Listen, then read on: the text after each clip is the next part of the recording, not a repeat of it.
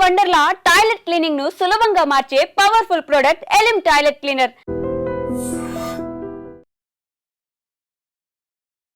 రైతు భరోసా నిధులు ఈ రోజు నుంచి కూడా రాష్ట్ర సర్కార్ విడుదల చేయబోతోంది. ఎందుకంటే ఆల్మోస్ట్ వానాకాలం స్టార్ట్ అయింది కాబట్టి వానాకాలంకి సంబంధించి రైతు భరోసా ఇవ్వబోతున్నట్టుగా రాష్ట్ర సర్కార్ అయితే చెప్తున్నటువంటి సిచ్యువేషన్ అయితే ఉంది. ఇది వారం రోజుల పాటు కొనసాగబోతోంది. అంటే గతంలో లాగానే ఈ 1 ఎకరం దగ్గర నుంచి మొత్తంగా కటాఫ్ని 5 ఎకరాల వరకు పెట్టుకున్నట్టుగా కూడా చెప్తున్నారు. అంటే 1 ఎకరం ఉన్న వాళ్ళకి ఇప్పుడు ఫస్ట్ విడతలో పడబోతున్నాయి రైతు భరోసాకి సంబంధించిన నిధులు. అది మనకు తెలుసు, ఎకరాకి 12,000 డిసైడ్ అయింది కాబట్టి ఈ విడతలో ఇప్పుడు 6,000 నిధులు ఒక్కొక్క ఎకరానికి పడబోతున్నాయి. సో చిన్న రైతులు ఎవరైతే ఉన్నారో అక్కడి నుంచి స్టార్ట్ చేసి ఆ తర్వాత కట్ ఆఫ్గా ఇప్పుడు 5 ఎకరాల రైతులు ఎవరైతే ఉన్నారో ఈ 5 ఎకరాల వరకు రైతులందరికీ కూడా రైతు భరోసా ఇవ్వబోతున్నట్టు ఆ కట్ ఆఫ్ పెట్టుకున్నట్టుగా కూడా ఆల్మోస్ట్ రాష్ట్ర సర్కార్ డిసైడ్ అయినట్టుగా కూడా చెప్తున్నారు.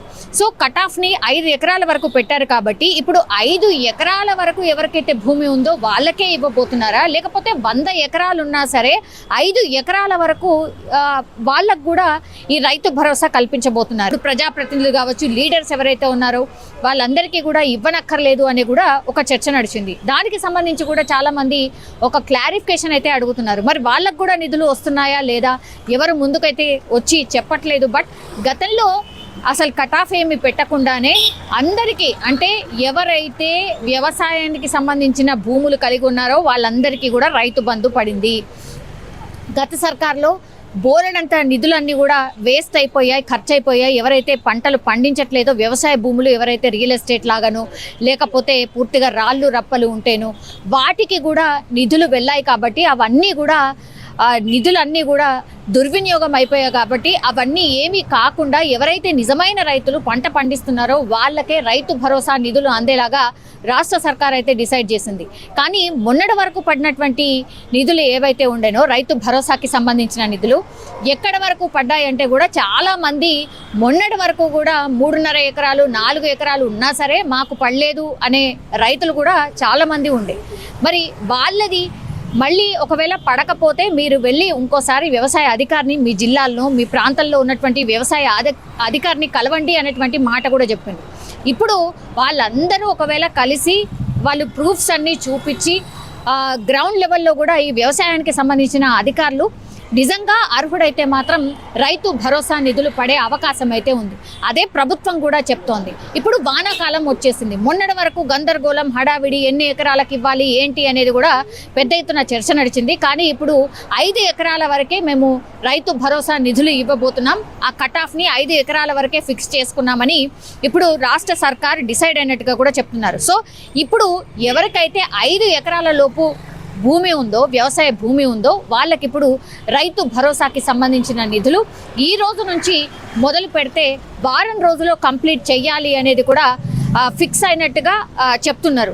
మొన్నటి వరకు కూడా ఒక చర్చ నడిచింది. ఇప్పుడు రాష్ట్ర సర్కార్ ఈ నెలాఖరు లోపలనే లోకల్ బాడీ ఎలక్షన్స్కి వెళ్ళబోతోంది కాబట్టి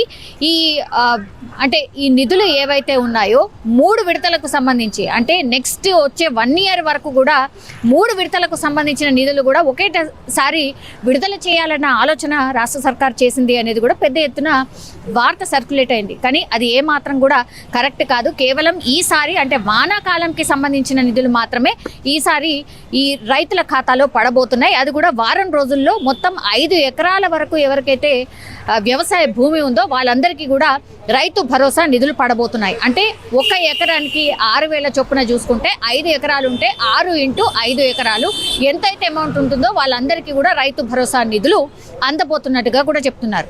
అండ్ ఇప్పుడు రాష్ట్ర సర్కార్ కూడా ఈ నెలాఖరులోనే లోకల్ బాడీ ఎలక్షన్స్కి వెళ్ళబోతున్నట్టుగా కూడా చెప్తున్నారు. కాబట్టి లోకల్ బాడీ ఎలక్షన్స్కి వెళ్ళాలి అని అంటే ఇప్పుడు రైతులకు సంబంధించిన ఖాతాల్లో డబ్బులన్నీ వేసి ఆ తర్వాత ఇంతకు ముందు గతంలో కూడా ఎవరైతే ఈ గ్రామాలలో పనులు చేసి ఉన్నారో వాళ్ళందరికీ కూడా పెండింగ్ బిల్స్ అనేవి, సర్పంచ్లకు పెండింగ్ బిల్స్ అనేవి కూడా చాలా పెద్ద ఎత్తున ఉన్నాయి. కాబట్టి ఆ పెండింగ్ బిల్స్ని కూడా క్లియర్ చేసిన తర్వాతనే ఈ పూర్తి స్థాయిలో ఈ లోకల్ బాడీ ఎలక్షన్స్కి వెళ్ళాలి అని సర్కార్ ఆలోచనగా కనిపిస్తోంది. ఈరోజు దానికి సంబంధించే ఇప్పుడు సీఎం కమిషనరేట్లో వాళ్ళు ఒక మీటింగ్ కూడా పెట్టుకున్నారు. అందుబాటులో ఉన్నటువంటి మినిస్టర్స్ అందరూ కూడా ఈ మీటింగ్కి హాజరు కాబోతున్నారు.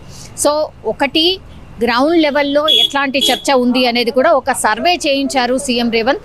ఎవరికి అందట్లేదు, ఎందుకు అందట్లేదు ఎక్స్ప్లెయిన్ చేసే ప్రయత్నం చేయండి. ఇవన్నీ కూడా ఆయన గ్రౌండ్ లెవెల్లో మీరు ఉంటేనే, ప్రజలకు అందుబాటులో ఉంటేనే అటు ప్రభుత్వం కావచ్చు లేదంటే పార్టీ కావచ్చు అది బలోపేతం అవుతుందని గతంలో కూడా చెప్పడం జరిగింది. ఇప్పుడు లోకల్ బాడీ ఎలక్షన్స్కి వెళ్ళబోతున్నారు కాబట్టి మరి ఏమేం చర్యలు తీసుకుంటే లోకల్ బాడీ ఎలక్షన్స్లో ఇప్పుడు అధికార పార్టీకి ఆబ్వియస్గానే ఒక ప్లస్ ఉంటుంది అనేసి గతంలో కూడా మనం చూసాం. అంటే అధికార పార్టీ ఎవరికైతే ఉంటుందో వాళ్ళకే లోకల్ బాడీ ఎలక్షన్స్కి పొందడానికి అవకాశం ఉంటుంది. ఎందుకంటే నిధులు కేటాయించేది వాళ్ళే, నిధులు విడుదల చేసేది వాళ్ళే. కాబట్టి డెఫినెట్లీ ఇప్పుడు అధికార పార్టీకి ఒక పై చేయి ఉంటుంది అని మనందరికీ తెలిసిందే. కానీ అంత ఈజీ అయితే డెఫినెట్లీ కాదు. ఎందుకంటే బీఆర్ఎస్ కూడా గట్టిగా ఏదో ఒక రూపంలో ప్రజలకు అందుబాటులో ఉండేలాగా ప్రజల గురించి పోరాటం చేయడంలో భాగంగా వాళ్ళు ముందుంటున్నారు. సో లోకల్ బాడీ అంత ఈజీగా అంటే నల్లేరు మీద నడకైతే డెఫినెట్లీ కాదు. కానీ ప్రజలు ఏం కోరుకుంటున్నారు, రైతులు ఏం అనుకుంటున్నారు, మనం ఇచ్చినటువంటి సంక్షేమ పథకాలు ఎంతవరకు అందాయి, ఇవన్నిటికి సంబంధించి కూడా సీఎం రేవంత్ రెడ్డి పూర్తిగా ఒక సర్వే చేయించి నివేదిక తెప్పించుకున్నట్టుగా కూడా చెప్తున్నారు. సో దానికి సంబంధించి ఈరోజు మీటింగ్ కూడా జరుగుతోంది. అండ్ ఇప్పుడు రైతులకు కరెక్ట్గా అంటే రైతులకు ఎప్పుడైతే ఈ పొలంకి సంబంధించిన పనులు చేసుకోవాలో అప్పుడే ఈ నిధులు అందాలి అన్నటువంటి ఉద్దేశంతోనే ఇప్పుడు ఈ రోజు నుంచి వారం రోజుల పాటు ఇప్పుడు 1 ఎకరం నుంచి 5 ఎకరాల వరకు ఉన్నటువంటి రైతులందరికీ కూడా రైతు భరోసా ఇవ్వాలని డిసైడ్ అయినట్టుగా కనిపిస్తోంది. నిజంగా ప్రస్తుతం ఉన్నటువంటి సమాజం దేనికి ప్రయారిటీ ఇస్తుంది? ఆర్థిక సంబంధాల చుట్టూ మాత్రమే తిరుగుతోంది. మళ్ళీ ఎన్నికలంగానే చాలా విరక్తి కలుగుతున్నాం. మంచి అనిపిస్తుంది కదా, లేడీస్ కూడా ఛాలెంజింగ్ జాబ్స్ చేసినప్పుడు చాలా బాగుంటది. ట్రాఫిక్ అసిస్టెంట్స్ గా నియమించిన ట్రాన్స్జెండర్స్ అందరితో సాల్యూట్ చేయించుకుంటున్నారు. ఫుడ్ డెలివరీ ఇవ్వటానికి వెళ్ళినటువంటి డెలివరీ బాయ్ అనిల్ పై కళ్ళ ముందు